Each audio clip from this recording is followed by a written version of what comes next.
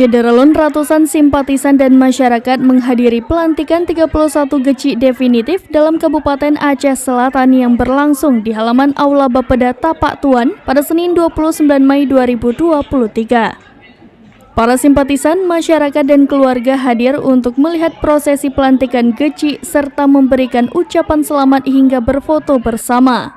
Diketahui 31 geci tersebut dilantik oleh Bupati Aceh Selatan Tengku Amran. Pelantikan tersebut berdasarkan hasil pemilihan geci langsung atau Pilciksung tahun 2023. Bupati Aceh Selatan Tengku Amran menyampaikan ucapan selamat kepada para geci yang baru saja dilantik dan berharap agar geci dapat membawa perubahan ke arah yang lebih baik.